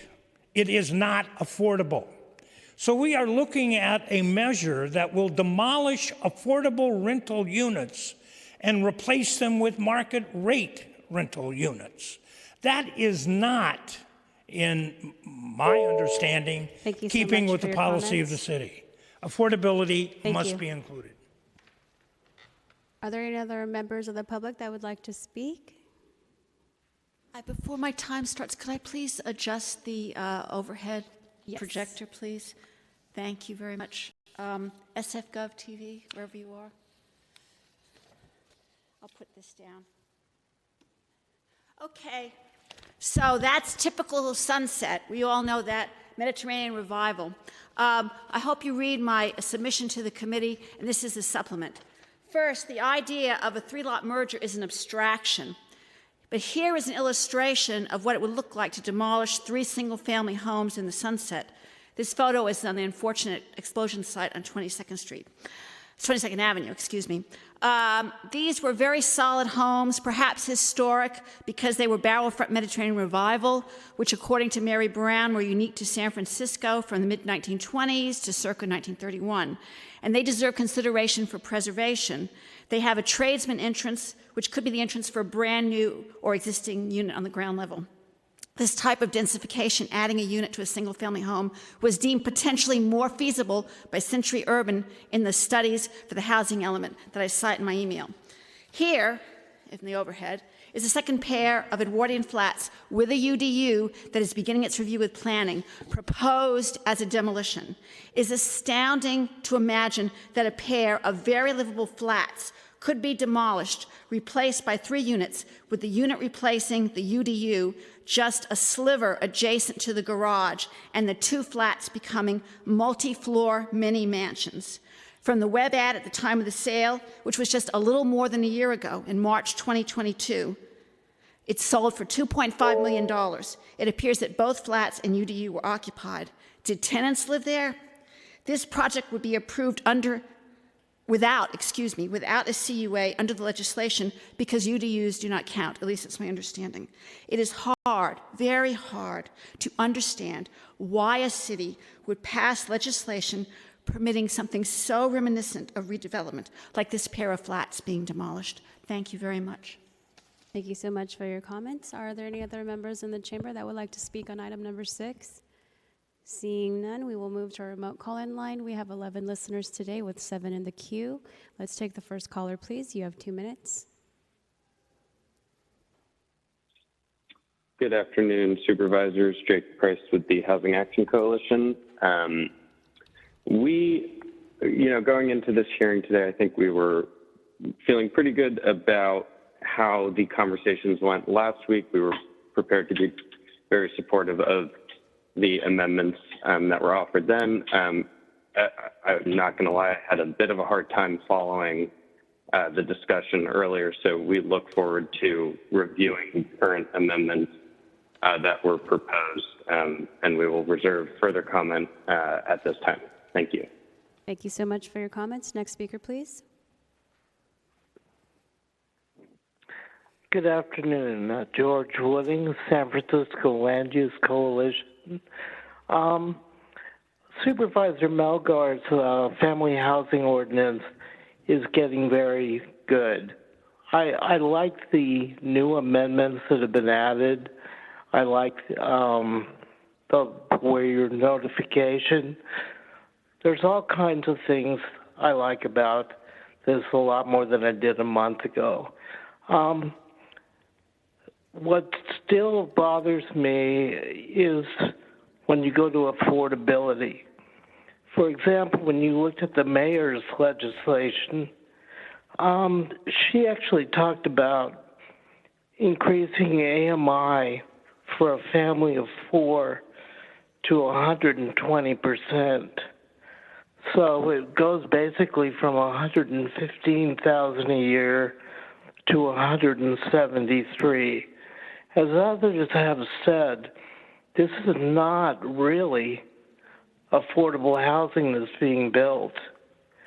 This is a gentrification that's being created that makes it impossible for people of lesser incomes to live in San Francisco. So that's something I think everybody should review. I think also haste does make waste. I know you're under the gun and you're under pressure to get this done, but I would rather see you come out with the best legislation you can rather than try to just rush this program because you have to.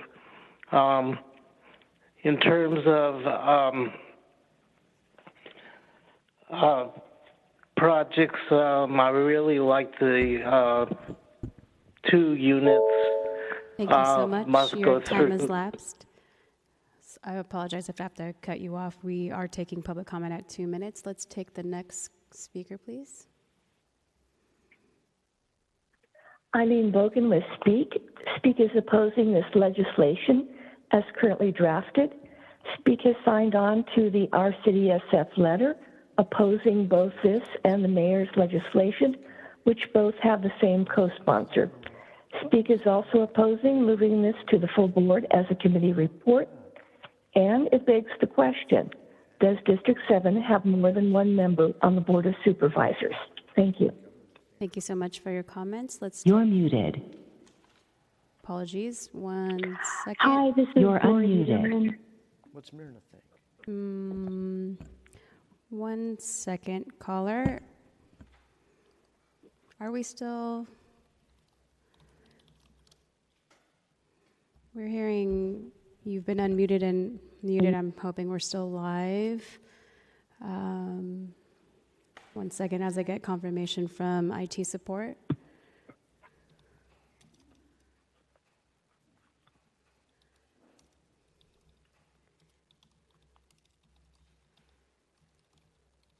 All right. We just accidentally pushed a button, but we are live. Let's take the next caller.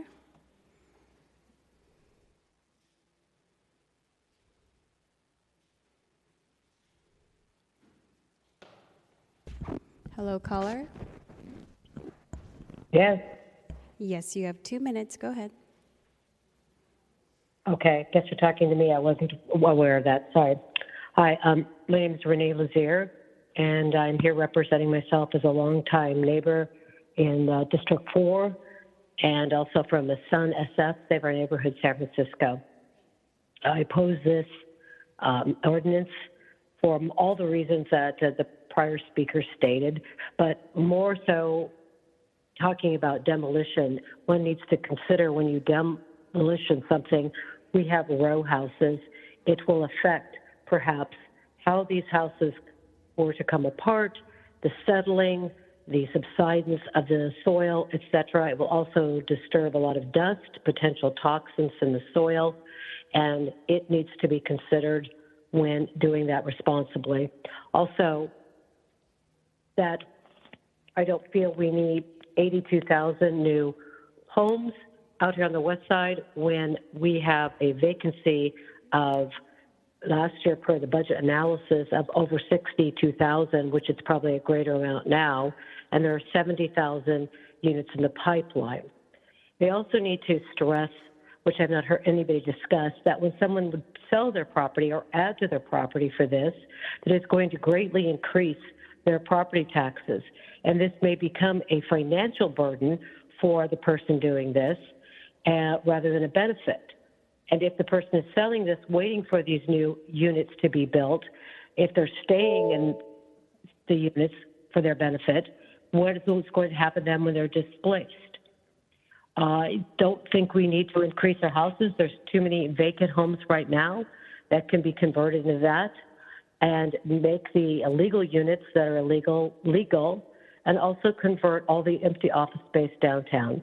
For this and all the other reasons stated, I oppose this. Thank you so much for your comments. Let's take the next caller, please. You have 2 minutes. Good afternoon, supervisors. This is Teresa Flandrick, North Beach Tenants Committee, a 40-year-long resident in North Beach, as well as an advocate with our North Beach Tenants Committee for the past decade, being laser focused on anti-displacement.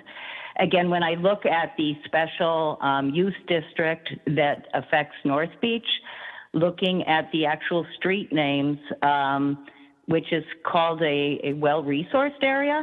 This is actually the very same part of North Beach proper where there has been and continues to be a place of the greatest displacement, the loss of truly affordable housing as buildings are then renovated to luxury status and then sold as TICs with the hope of converting to condos. So anything that demolishes our solid rent-controlled housing is not going to be affordable, is going to cause greater displacement, especially for those who are barely hanging on perhaps by their fingernails to remain in their community of generations of being here. So again, I look at the Sanborn map and see that, 85% of this of North Beach in particular is actually 85% are multi-family buildings. So I would hate for anything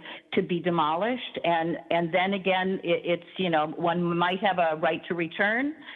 But as I experienced with my Ellis, I had a right to return after 5 years, and the rent was then 6 times the amount of what I had previously paid. So affordability is a major issue. I'm glad there are amendments, and I look forward to this being continued and appreciate, however, the intent of this legislation, but this will harm North Beach. Thank you so much. Thank you so much for your comments. Let's take the next caller, please.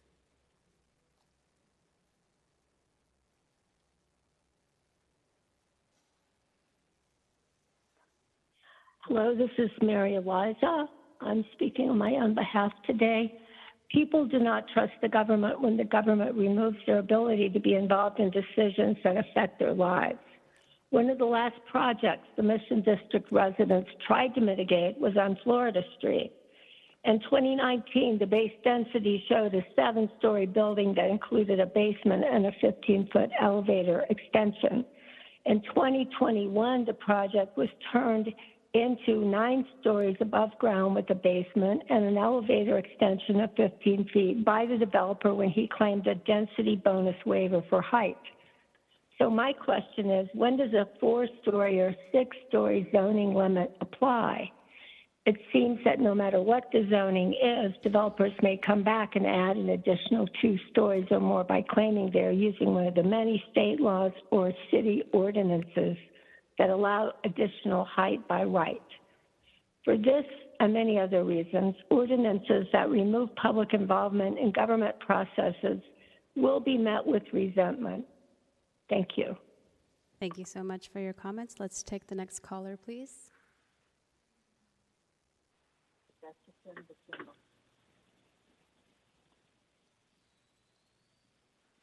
Hello, caller, you're on the line.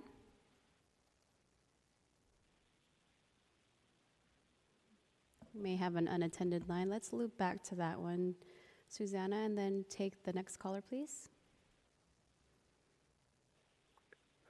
Good afternoon, Supervisors. This is Charles Head, the president of Coalition for San Francisco Neighborhoods, not of some San Francisco neighborhoods, but for all San Francisco neighborhoods.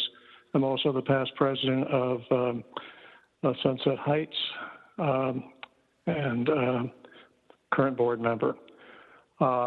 Coalition is definitely opposed to the legislation being proposed. Thank you for opening this to public comment and consideration of amendments.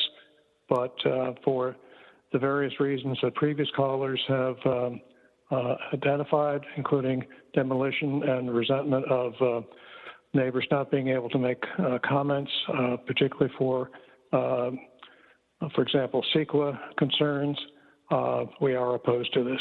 Thank you very much. Thank you so much for your comments. Let's take the next caller, please.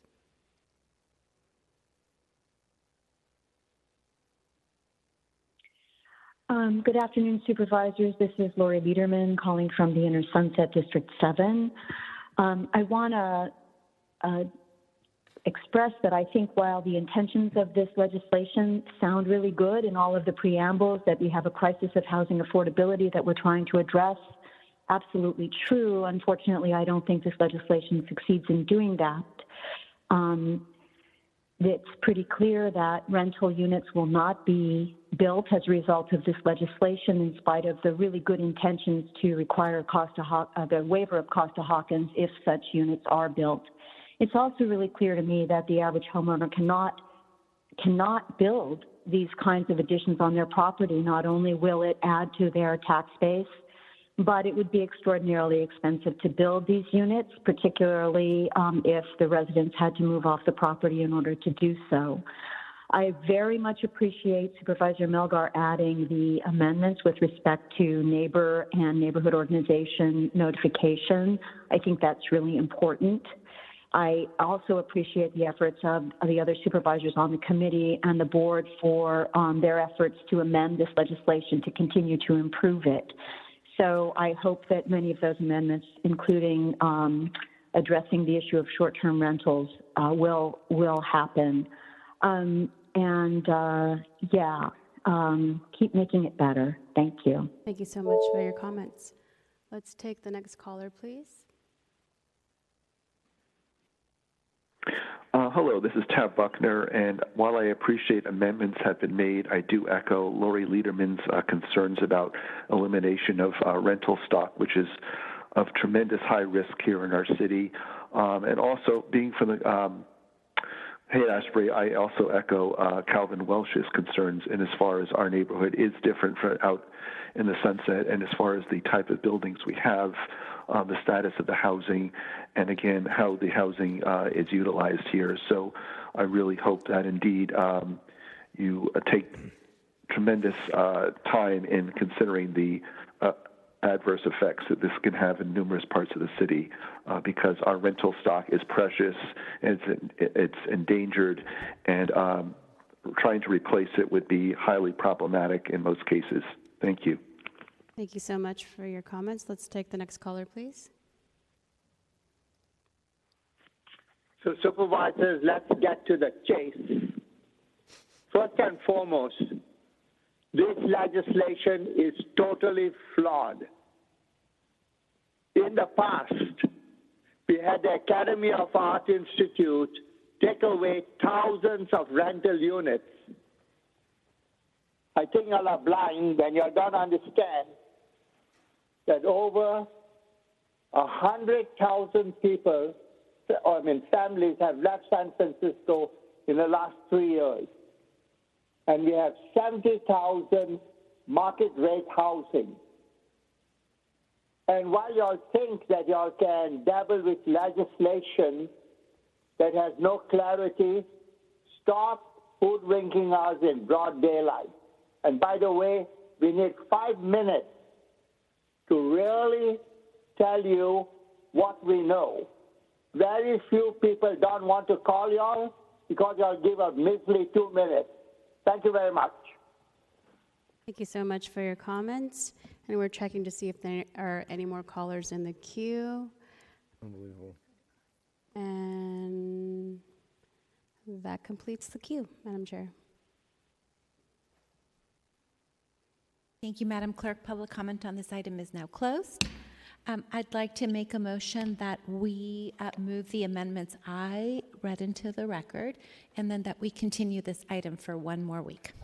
And Madam Chair, does that include the amendments that Supervisor Mandelman's staff spoke to? Oh, I'm sorry. Of course, correct. The Supervisor Mandelman's amendments, which have been approved as to form by our city attorney. Thank you. And then the one amendment that I made last week that fell off. Deputy City Attorney Ann Pearson, that amendment is in the draft that I have in my binder, so I don't know why we're looking at different drafts. If for some reason it didn't make it in there, we will make sure it gets added, but again, I see it in my version. This is, hold on.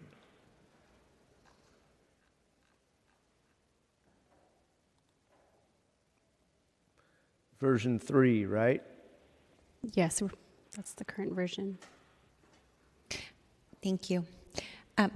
Before you call the vote, Madam Clerk, I just wanted to clarify something that was said during public comments about the flat with a unpermitted unit. I just wanted to make sure folks understood that 2 units do get a conditional approval, a conditional use hearing, just like they always have.